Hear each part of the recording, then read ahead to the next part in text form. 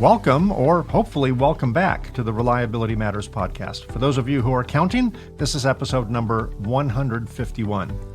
2 episodes ago, on episode number 149, we talked all about automated optical inspection. Today, we're exploring the impact of less automated inspection technology, that being optical microscopes. From commercial Class 1 electronics to high-reliability Class 3 electronics, the intricate electronic devices we rely on daily are assembled with astonishing precision. This precision wouldn't be possible without the aid of advanced optical microscopes. These remarkable instruments allow technicians and engineers to inspect, analyze, and ensure the quality of electronic components, down to the minutest detail.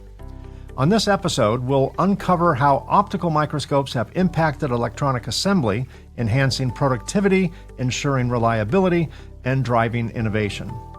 One of the unique benefits microscopes provide, particularly in hand soldering applications, is the ability to view and solder the assembly under high magnification through the microscope. Obviously, this is not something any AOI system can perform. But microscopes are not limited to soldering applications. One of the most critical applications of optical microscopes in the electronic assembly industry is the inspection of circuit assemblies for quality assurance. Circuit assemblies are the heart of many products, comprising numerous highly miniaturized components and connections that must be flawlessly integrated. Even the smallest defects, such as a microscopic crack or an improperly soldered joint, can lead to significant malfunctions or failures. Optical microscopes enable detailed inspection of these assemblies, allowing quality control professionals to identify and rectify issues that would otherwise be invisible to the naked eye. By providing high-resolution images and magnification, these microscopes help in detecting defects, ensuring correct alignment and polarity of components, and verifying the integrity of solder joints. This meticulous inspection process is crucial for maintaining the reliability and performance of electronic devices, ultimately ensuring customer satisfaction and, in many cases, safety. We'll hear from 2 industry experts who will share insights on the latest technological advancements and how these tools are indispensable in maintaining the high standards of modern electronics. Neely Walp is marketing manager at Vision Engineering, a manufacturer of microscopes designed for various industries, including the electronic assembly industry, where she has worked for over 8 years. Neely earned a bachelor's in communications from Boston University. Richard Nagel is vice president of sales and marketing at Vision Engineering, where he's worked there for over 21 years. Richard and Neely will share insights on the latest technological advancements and how these tools are indispensable in maintaining the high standards of modern electronics. And we'll cover all that when I return in just a moment. Welcome to Reliability Matters, a podcast for the electronic assembly industry. Each episode covers topics related to reliability, best practices, and environmentally responsible assembly techniques, with insights from experts across the electronic assembly industry. Now, here's your host, Mike Conrad.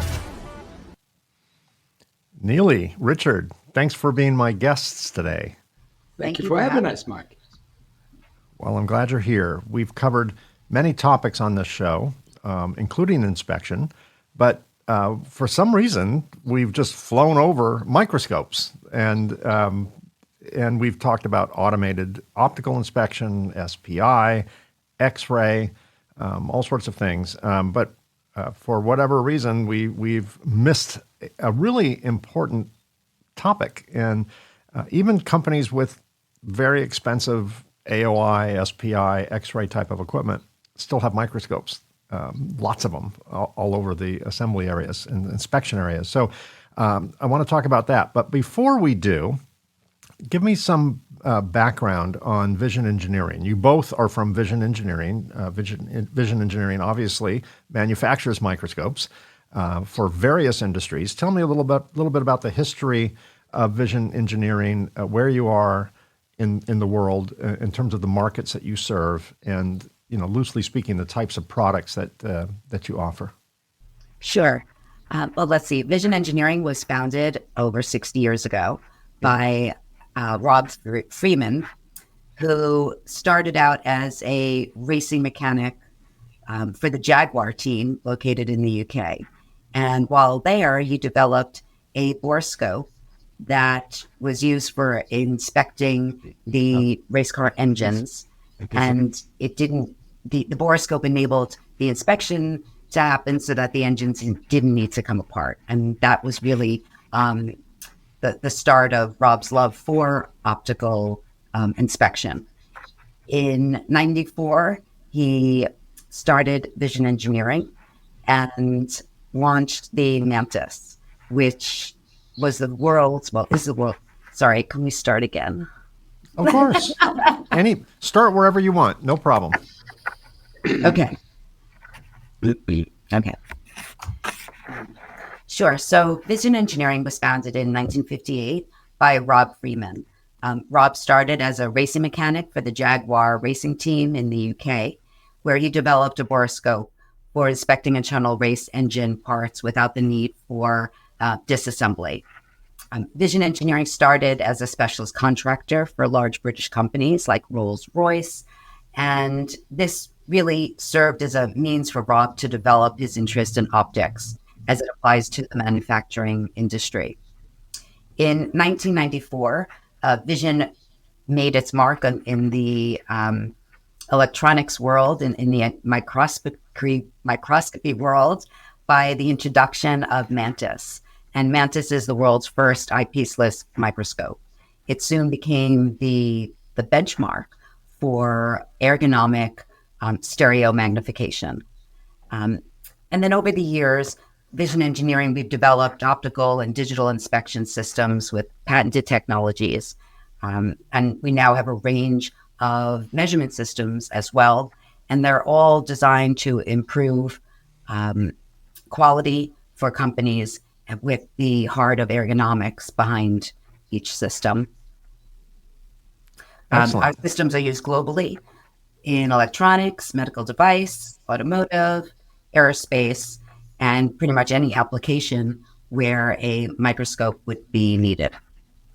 Yeah, I can imagine that's a lot of different industries.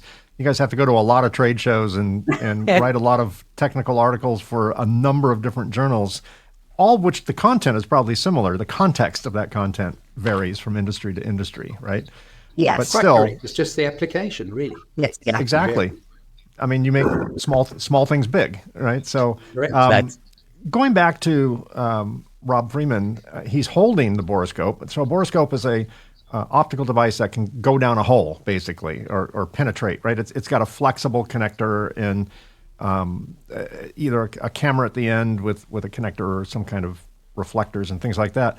And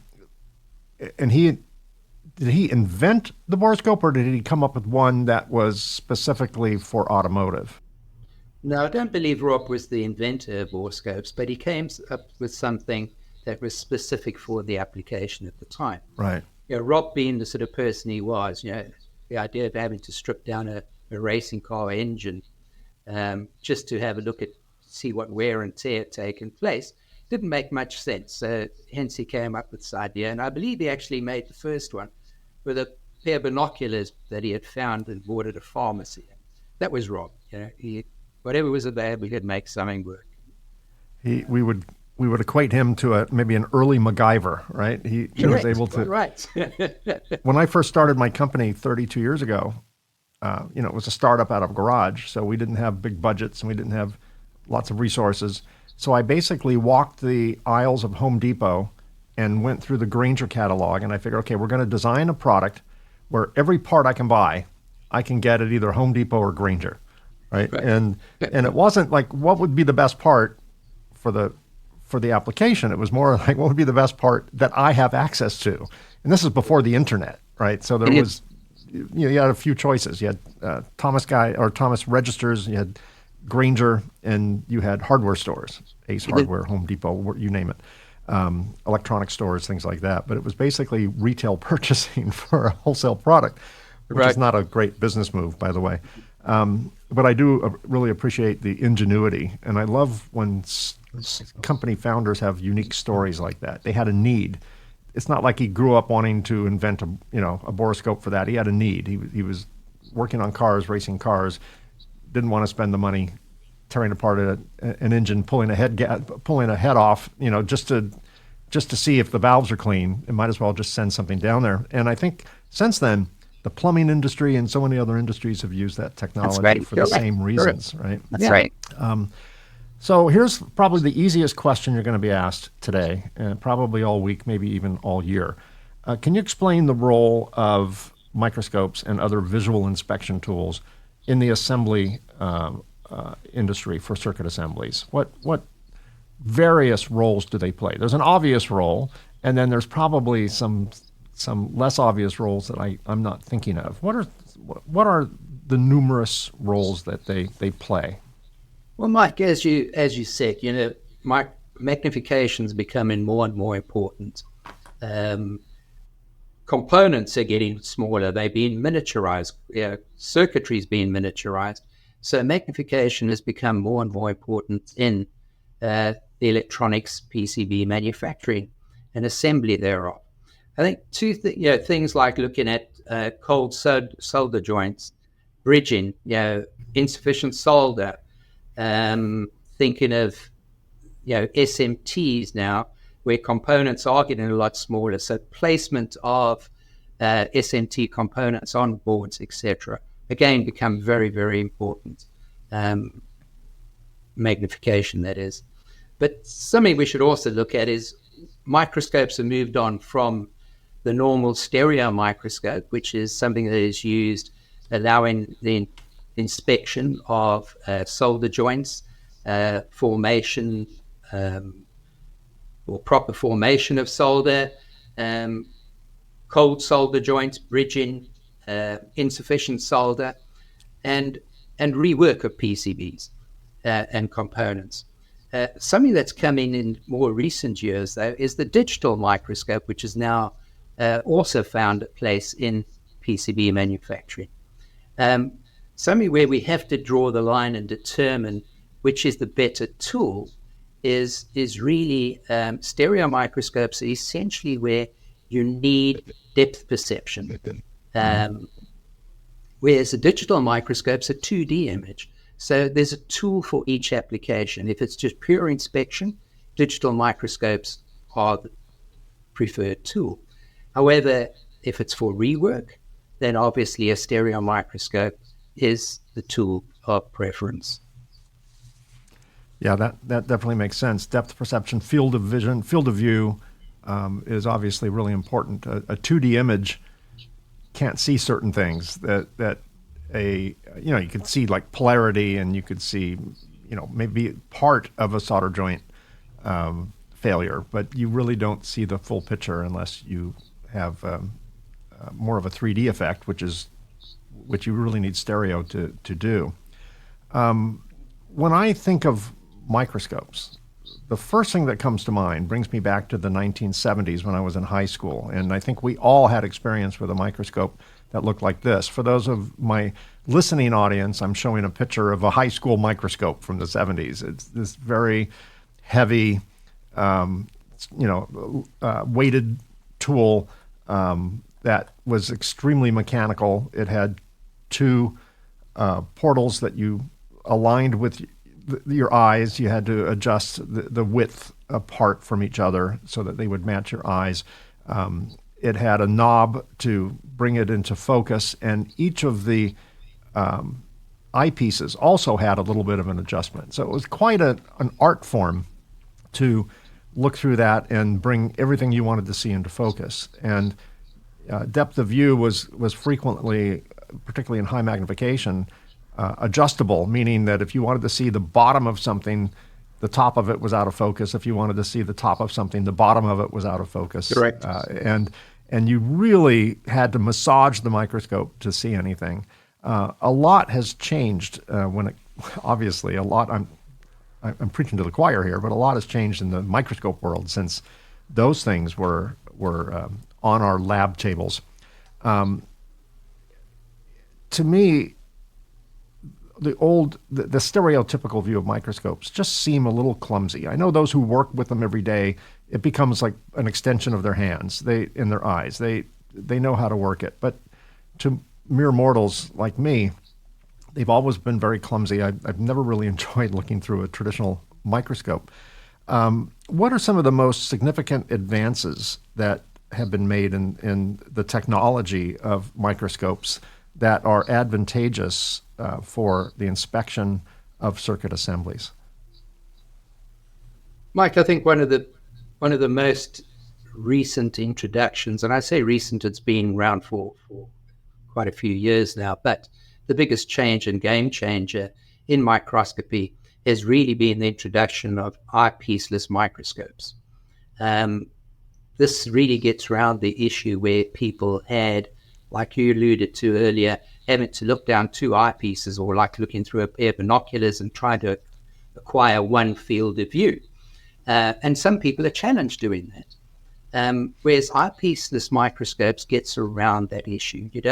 You no longer have to look down these two very small eyepieces in order to acquire an image. So that's, and Richard, describe for my listening audience who don't have the benefit of watching this on YouTube, describe what the product that I'm showing on the screen right now, which is not a traditional two-piece optical microscope. Right. So basically what is, in this particular instance, it's a product that was launched by Vision Engineering. It's an eyepieceless microscope. So what you essentially have is an optical screen. People look down and think it's a digital image, but it's not. It's a pure optics. So you have like a normal microscope, you'll have lenses at the bottom of the microscope, which you can then choose the magnification required. And the image is then projected up optically onto the screen, and it's extended out. So when I say screen, it appears to be a screen, but it's not. It's an optical image that you actually see. But it's also extended beyond where a normal microscope has a fixed exit pupil distance, which is normally very, very close to the eyepiece lens. This extends out a lot further. By extending that out, it means the operator can sit in a very neutral position where they're back straight and not having to lean forward and look through eyepieces. So essentially, without having an image in front of you, if you could think of a small screen that you're looking at, that's part of a microscope, but all built into the instrument as such. I think that's the easiest way to try and explain it. For my geeky audience like me, those of us that grew up with Star Trek have a vivid memory of Spock looking into something on the bridge. He put his face into something that looks remarkably like that, where it was some kind of sensor or some kind of monitor, and he would look into it. That's what this reminds me of. It's easy to look at. It's from what you mentioned, I hadn't really thought of that. Has a lot more ergonomic sense to it, because I just can't imagine leaning over a traditional microscope for 8 hours a day. There's no way to make a traditional microscope like perfectly ergonomic, because you have to kind of be over something looking down at it, and it's hard to kind of protect your back and other things with that. This brings the image to you more toward a human face than a traditional optical microscope would do. Sure, whereas a traditional microscope, the spine's curved, so there's a lot of stress that's put on the neck, the back. There's chances of repetitive strain injury, etc. So this is exactly what Neely mentioned about the ergonomics, and Rob Freeman really looking at things from the outside in as such, and realized that these were some of the big challenges microscopists or operators had to face. Hence the introduction of the eyepieceless microscope. So the closest thing to that, and that's where a lot of confusion, or where there's a lot of confusion, should I say, is people think, well, the way out is to use a digital microscope, because then you look at a monitor. The bigger problem is, though, it's a two-dimensional image. And it's exceptionally difficult to, say, do rework on small components, because there is no depth perception as such. So how do you really try and do rework where you don't know exactly where the soldering iron tip is, short of having to touch the component and say, I'm about there. And this is where there is confusion, because people think, well, that's more ergonomic, I can sit back. But the challenge is to try and use it then for something like rework on a board or placement of components, etc. Yeah. I would assume the technology behind an eyepieceless stereo microscope is similar similar in nature to the old viewfinder toys we had when we were kids. Remember, we had the Yes. slides, the little round disc, and we Correct. dropped it in and Right. pulled it, pulled a shutter That's and right. it advanced to the next image. And rotate it. Yeah. What was amazing is, we held it up to our eyes and we were seeing a stereo image. We had some Correct. depth of field. And Sure. I would imagine the tech is, a high-tech version of two images coming up to one piece of glass that the human brain perceives as three-dimensional. It's probably a very expensive viewfinder. Not to but instead of looking at a predetermined image, that was photographed by some photographer somewhere and stuck on a slide, you're seeing live images of real product. That's interesting. Are there capabilities that an eyepiece-less microscope lacks that a traditional, dual lens eyepiece microscope can provide? Are there some limitations? Because I would think there needs to be some, because otherwise, why would anyone opt to lean over a microscope and align their eyes when they can just look at something, that's A, more ergonomic, and B, just as effective? So what are, if any, what are the limitations of that, and what would cause someone to go toward one tech versus another type of tech? Well, I think there's two reasons. There is a limit in this particular application, or this particular unit. There's a limit in magnification. However, we do have a stereo zoom instrument, which is also eyepiece-less, where the concept very much the same, where you're looking at a digital image, a screen, but it's a piece of glass as such. And that takes you to higher magnifications. I think where there is a limitation is the number of accessories that are available. However, in the electronics industry, we address most of the issues that are available on a normal eyepiece microscope with our eyepiece-less technology. With it, as I said, we can offer a zoom instrument. We can offer accessories which allow you to rotate around an individual component optically without moving the PCB. You can rotate around this optically, which is available on normal eyepiece microscopes. Only some there, to be honest. But we have that technology. You can do photography with either of the systems, in other words, capture images. You can do measurement. So there's very few applications which we couldn't address by using this technology. And off the top of my head, I really can't think of any in the electronics industry.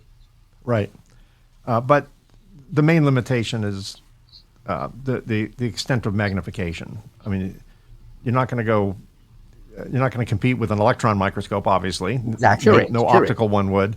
But traditional microscopes have a potentially a greater magnification level than an eyepiece-less microscope would in general. Maybe not enough to make a difference in this world, but that would be one of the limitations. Right. Yeah. So in this world, if we talk about electronics and PCB, we can address all of those magnification needs.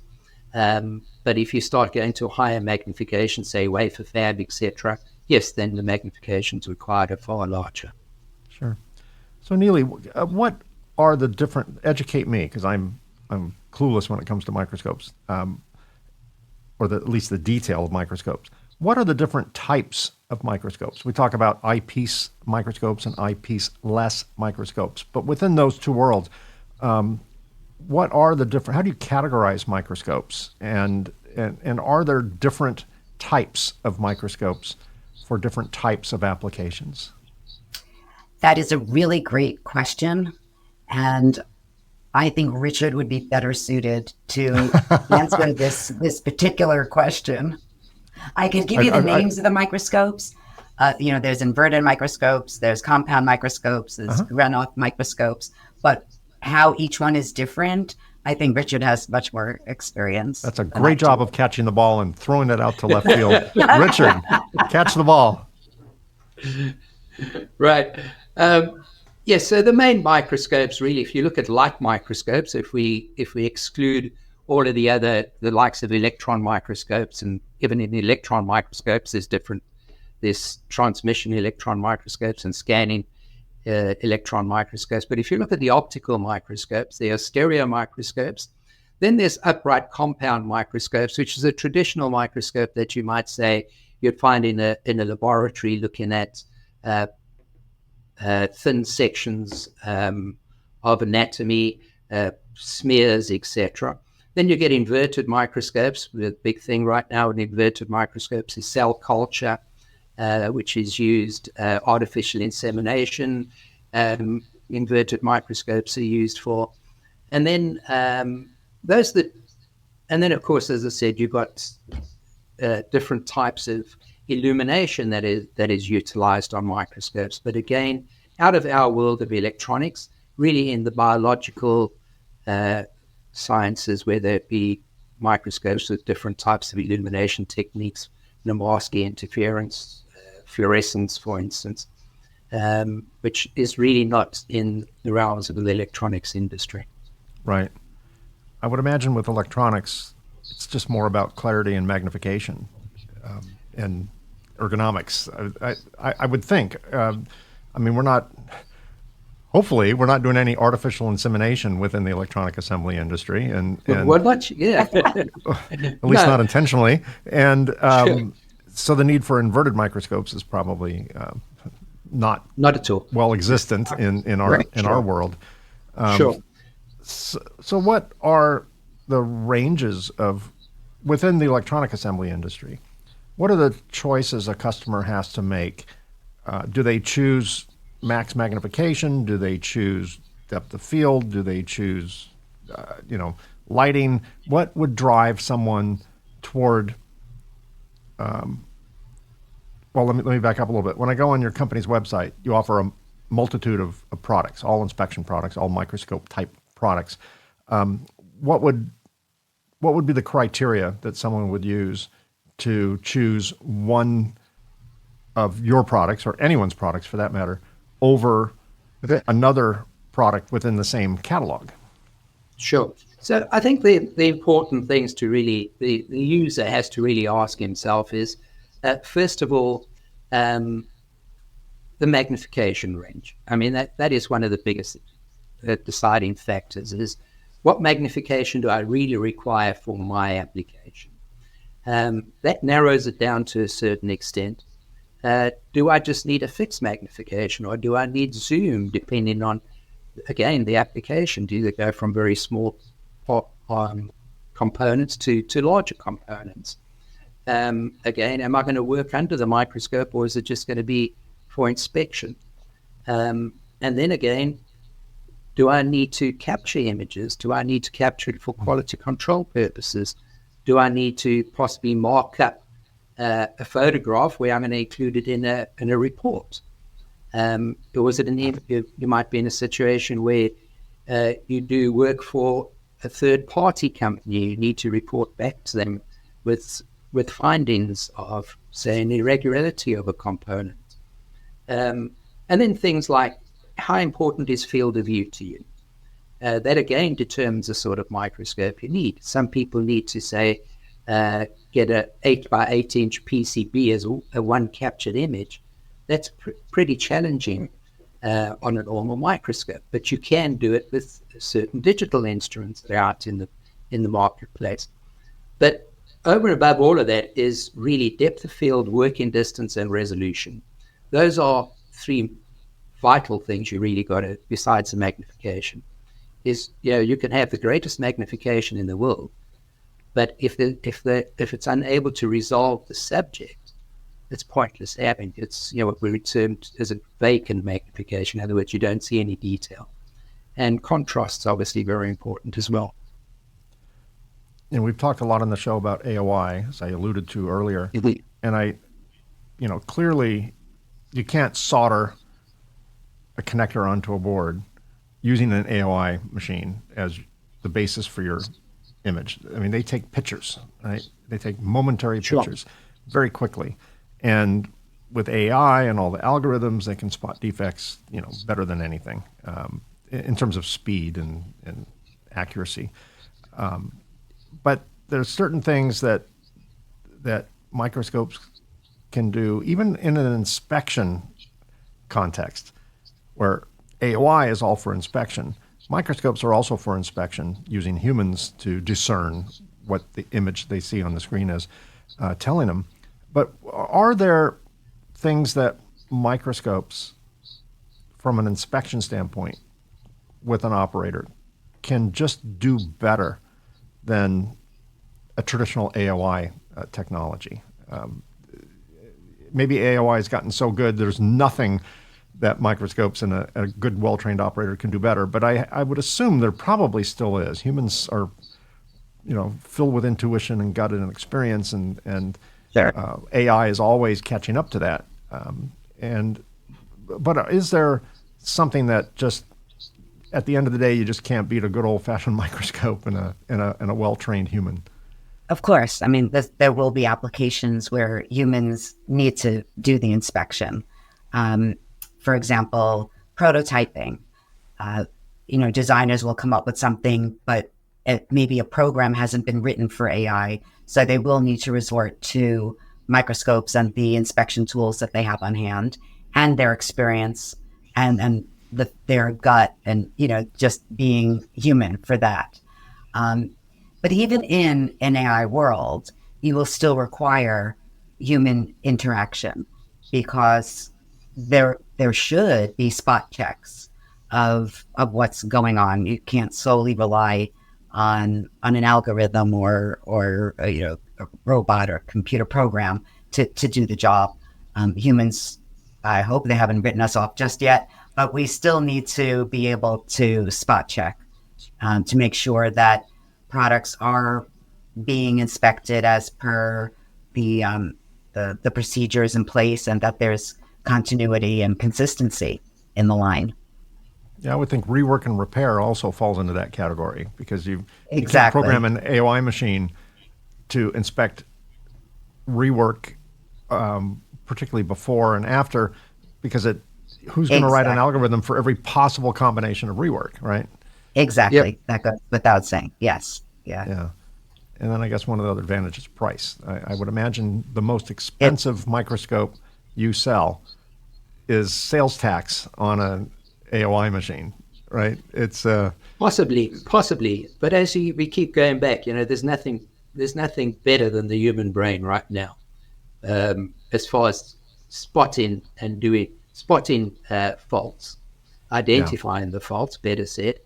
And as you correctly pointed out, to find that fault and then actually do the rework, AI hasn't got there yet. And I think it's a long way off. Sure. And, AOI only knows what humans know. It Correct. basically They get scours taught, exactly. the annals of publications written by Sure. humans. And it will learn always just slightly. It will always, by nature, be slightly behind. Now, there's generative AI, which AI learns from AI, which gets a little scary to think about.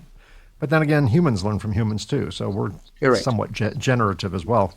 What are some of the common challenges faced during the visual inspection of circuit assemblies? What are common challenges, and how can those challenges be overcome? I think some of the most common challenges with microscopes have really been magnification and depth of field, because the two really work hand in hand, because the higher the magnification goes, the less the depth of field. And unfortunately, a lot of operators feel bigger is better, but in some instances that isn't the case. So I think meeting that happy medium of magnification versus depth of field and field of view, of course, are some of the larger challenges that are faced in microscopy. So in your world, you guys... I would also add sorry, Neely. light. I would also add illumination to that. Having the right illumination to see all of the details in the subject. That needs to be Correct. Accurate. Yeah, I'm constantly pulling out this side of my phone and turning on the flashlight especially in a restaurant. In a restaurant, it's funny because things are clearer. I can't read. I have to wear my little cheap readers when I'm reading a menu or something. But if I just light it up, then suddenly my vision improves. Right? I can maybe get by without my readers if I just put a little light on it. I would imagine illumination in this world for inspection is really important because you don't know if you're looking at a shadow or if you're looking at a solder blob, right? They kind of look the same under those conditions. And I would imagine there's quite a bit of technology for illumination. I mean, it used to be little incandescent bulbs, and now they're LED ring lights and all these different things. And the angle that the illumination emanates from or hits the target at it also plays games with shadows and things like that. So you really have to flood the target with the right type of light, right? And I would imagine, Richard, you alluded to in other worlds and other applications, the type of light, the type of illumination is crucial. Maybe black light in some cases, UV light or whatever. Right. Sure. But Mike, as far as the ring light's concerned, again, I'm glad you brought that up because there are some manufacturers that manufacture a ring light which has quadrants. So we offer a ring light where you can actually turn quadrants on and off. So if you look at a normal ring light, that produces 360 degrees worth of illumination around a subject, which is ideal for the normal application. But if you wanted to look at a surface finish, for instance, or anything that has surface texture, if you flood it with light from 360 degrees, you don't pick that texture up. If you turn off a quadrant, you're then getting light sharing through from one side, causing a shadow, which then highlights relief on a flat subject or a surface with a function to it. So, I guess with all solder joints look smooth and shiny if you have enough illumination on it. But if you really want to see how grainy it is, if like a cold solder joint, grainy, kind of sandy look, then that kind of offset illumination would help. Correct. Yeah. Correct. No, so you can switch through that through 360 degrees, as I said, turning one quadrant off and the other. So that is an area. And of course, if we have a look at things like UV illumination, which is used in some areas in the electronics industry, we have conformal coating. If you want to see if conformal coating is there, UV illumination is an accessory which is available on our microscopes as such. Excellent. One of the most, I love to talk about negative reinforcement mistakes because everyone identifies with that. What are the most common mistakes made when selecting a microscope? I'm sure people come to your company all the time and say, I want this. And maybe this is not the best choice for them based upon what they think they're going to be using it for. So what are some of the mistakes that purchasers of microscopes tend to make? Well, I think one of the biggest in the electronics industry, at least, one of the biggest mistakes is they choose a microscope which, first of all, doesn't have sufficient working distance, which is always an issue. As you know, specifically if you've got to get a soldering iron or tweezers or something underneath the microscope, that is always a challenge. And again, we go back to choosing a stereo over a digital instrument. That can be a very costly mistake. If you invest the money in a digital microscope and then find you can't really use it for rework, or it's very difficult to use for rework. I would say those are two of the areas. And again, as we alluded to, illumination, of course, is also something important. Whether if they choose a ring light over a quadrant ring light, which the application might require, surface features might be important to them. I think that's the other area.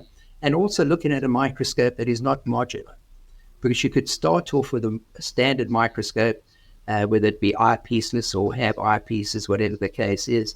And if it's not a modular system and suddenly you realize that you want to add a camera to it, or you want to add an illumination, which allows you to rotate around components, for instance, without having to move the PCB around.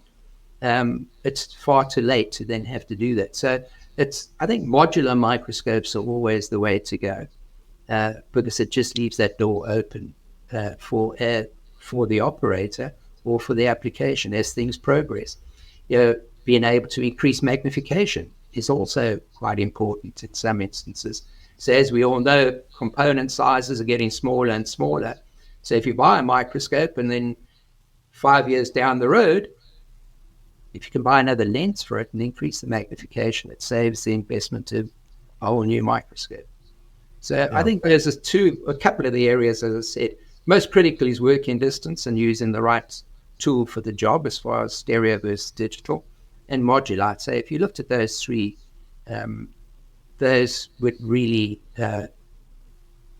help you moving forward.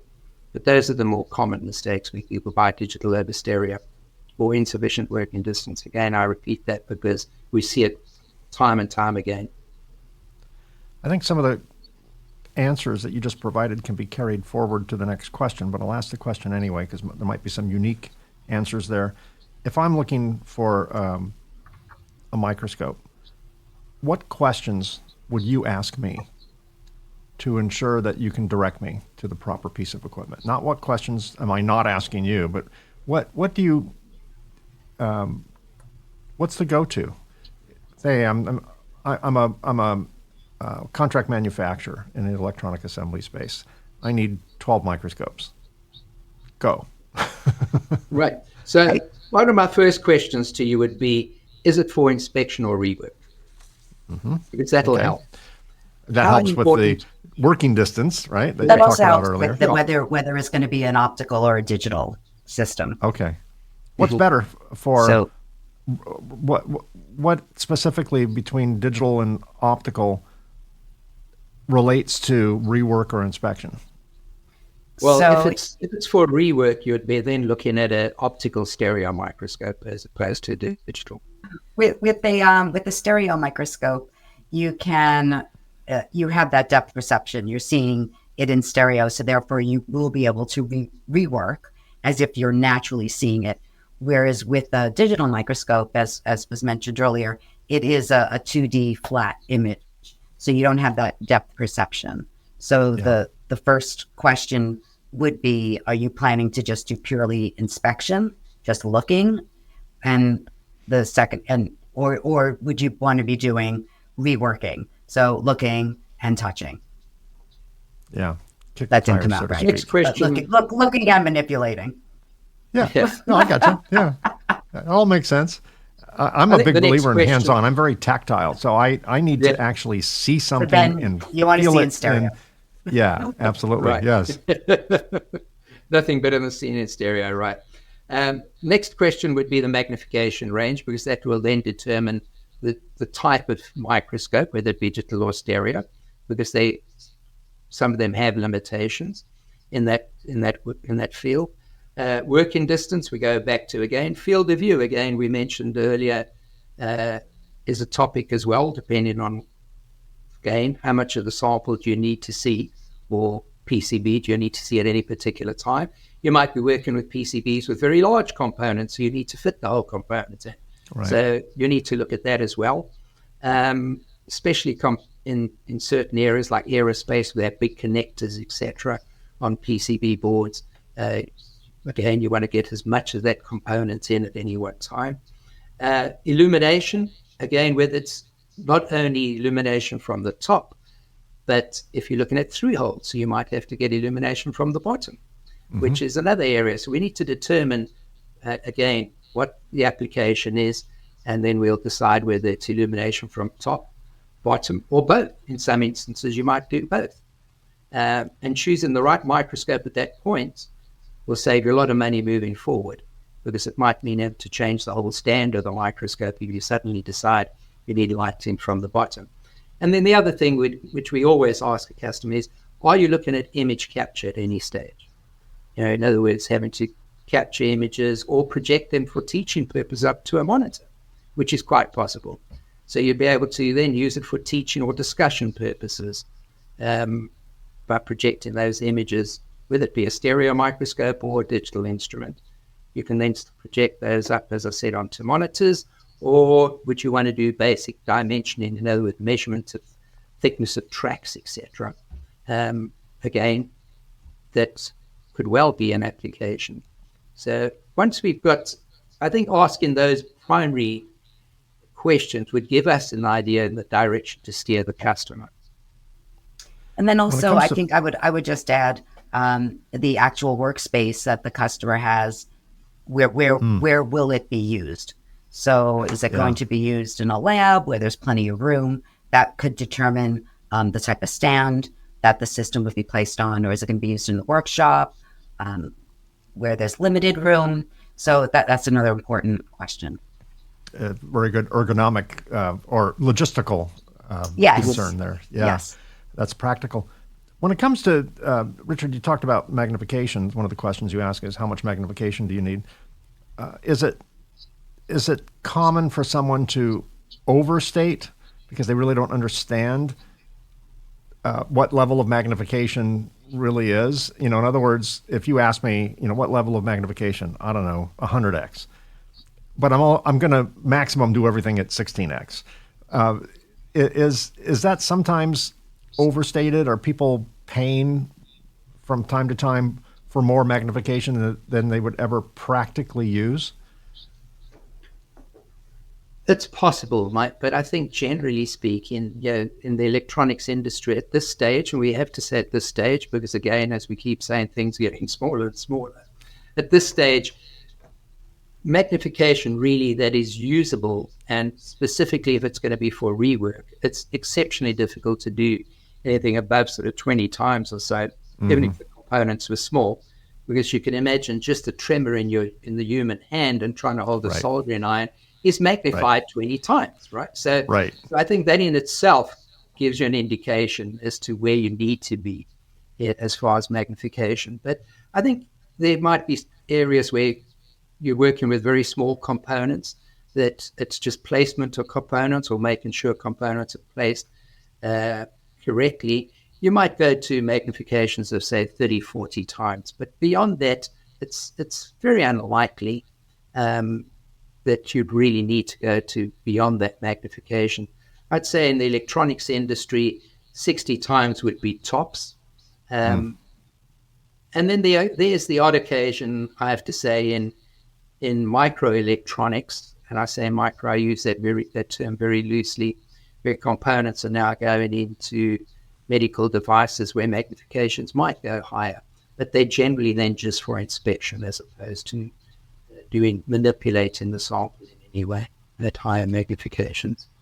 Something that I found, at trade shows when people come over, you ask them what magnification they're currently using, and they do tend to know roughly what magnification. Yeah, microscopes aren't new technology; they've been around a long time. Right. So, and the other thing is, if they're not quite sure what the magnification is or what they need, then another thing that they should look for when purchasing a microscope is whether companies do demonstrations, whether they could come on site and actually do a demo, and then they could, figure out what they really need for their application. So what types of questions should, I just asked that. All right, we're going to wrap up. So finally, it's time to get out your crystal ball. You're now officially fortune tellers. What trends do you foresee in the future of microscopes and visual inspection tools for circuit assemblies, since that's the world we live in? Are there any emerging technologies that we should be, don't tell me anything where you'll have to kill me, but no company secrets, but are there any emerging technologies that are making their way?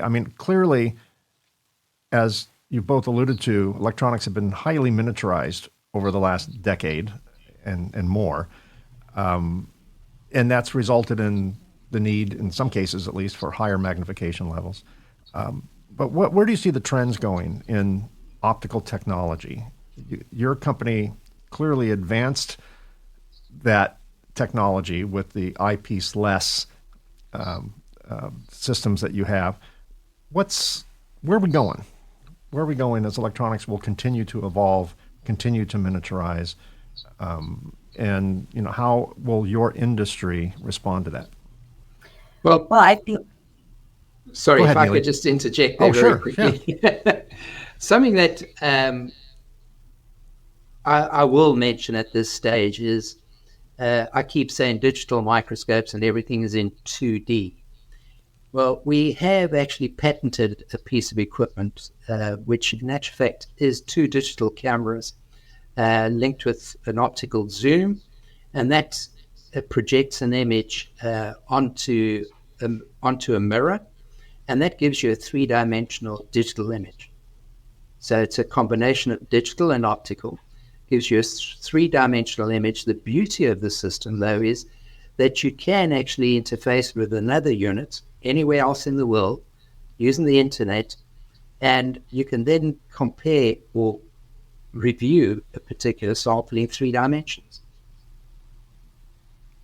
in real time. So I could share an image that I have in Japan with you sitting in America, and you can actually view that sample together in 3D. So that is very unique, and it's unique to vision at this stage with our patented technology. I see a day when the eyepiece-less microscope or eyepiece-type microscopes will be replaced with vision goggles. Well, yes, so virtual reality or augmented Absolutely. reality. Absolutely. That it's all around us, not just for gamers, and sure, I mean, it could come into the inspection world without a doubt, where users are able to maybe almost immerse themselves within that 3D image of a component. But to try and do that for very long periods of time, it's very isolating. We've actually looked at this out as a company, but it is very, very isolating. And there are areas in the world which use 3D goggles in the industry, but the feedback from people after using it for a long period of time is you're living in a bubble. You can't really interact with anybody. You can't go around and speak to somebody about it because you're wearing these goggles. It is. Yeah, I've read reviews on the Apple Vision goggles, which are A, amazing, but B, heavy. You're tethered to a cable, not just a wire, a cable. And yeah, that poses safety. If you see YouTube videos all the time of people in VR games driving vehicles, walking into walls, right? Because they're playing this immersive video game and they're not aware of their surroundings. And but I do see a time when, and this would be no threat to the microscope manufacturers of the world, because you still have to make the optics, you still have to be able to capture an image and generate an image. Where you're broadcasting it to, whether it's through an eyepiece or eyepiece-less optical screen or a digital screen, is that's besides the point almost. But still, the quality of the image and the manipulation of the image and the illumination of the image is still all well within the microscope manufacturer's set of responsibility. That's not going to go away. Just how it's delivered to the operator will be an interesting road. We'll see. Yes. How far that goes, and whether the young generation will demand it. You and I will wear these things for 10 minutes, and I'm a techie kind of guy. I'm like a early adopter, and I'm an Apple fan, and every part of me wanted to buy those $4,000 goggles. I didn't, because I'm married and I'd like to stay that way. But I would have been, if I was in a different life, I would have been lining up at the store waiting to buy them. And I probably would have used them for a few days, and they would probably be a $4,000 paperweight on my bookshelf, right? Because it would get old after a while. Yeah. But I do see younger generations who are growing up with that tech, almost demanding something like that. Where else are we going with the future of optical inspection? Well, the two other areas that I see where there could be growth in the future is, continuing to improve the ergonomics of systems. And, it could be that maybe in the future a microscope is developed where it's able to sense the operator's position and actually manipulate the microscope around the operator so the operator is more comfortable. Another, sustainability, that's going to be big. And, it is big, it's growing. And perhaps, thinking about what are the microscopes being made out of, and how that is affecting the environment, maybe. So yeah, a lot of companies are, particularly larger companies, have pretty strong ESG programs in place, and they're desperate to check something off a list, Right. Sure. And, right. And, to some people that might seem silly, but to others, it's important for a big company, to get the credits, to get whatever they're looking for, whether they're really trying to make a green world or they're trying to just check boxes. Either way, it's an important factor. We'd be foolish to ignore that. And a trend that is growing. Yeah. Interesting. Well, any other final bits of wisdom for my audience when it comes to optical microscopes or digital technology for that matter? Any parting thoughts of wisdom? Gee. I think we've wisdomed you out. Yes, I think we've said it all. We have two salespeople in the room who are speechless. Just trying to think what we didn't cover. That's a first for the show. Well, that's great. Well, I think Richard, I think we covered all the major points. I really hope it's been useful for the audience. Choosing a microscope is important, and ergonomics is exceptionally important in the workplace. And we're seeing more and more of it. We've seen a lot more companies that have employed ergonomists or got their health and safety people involved in ergonomics. And I think it's important. Production, it's a proven fact that if operators are in an ergonomic position and feel comfortable, productivity goes up, reduced scrap rates. So there's a lot going for ergonomics in the workplace, not only on the microscopes, benches, seating, etc. It all plays a big part to production. So for my audience, if you'd like to get a hold of Vision Engineering or get any more technical information from them on the subject of optical microscopes and inspection technologies, their contact information will be in the show notes. Richard and Neely, thank you so much for being my guest today. Thanks for all your time. Thanks for generously imparting wisdom on the subject, educating me and hopefully my audience. Thank you, Mike. Thank you so much, Mike. Thanks for the invitation. My pleasure. Well, that's another episode. Thanks for listening to or watching the Reliability Matters podcast. Don't miss an episode. Subscribe to Reliability Matters on your favorite podcast app. If you're watching this podcast on the Reliability Matters YouTube channel, be sure to click the like, subscribe, and bell icons to be notified when new episodes are released. We release new episodes on the second and fourth Tuesday of every month. And a special thanks to the Printed Circuit Engineering Association's PCB Chat at pcbchat.com and Ascendo Reliability at reliability.fm for syndicating the show. Thanks also for your questions and episode suggestions. Please keep them coming. I love to hear from you. Send comments or questions or episode suggestions to Mike at mikeconrad.com. Just remember that's Conrad spelled with a K. To learn more about the Reliability Matters podcast, please visit the Reliability Matters podcast website at where? You guessed it, reliabilitymatterspodcast.com.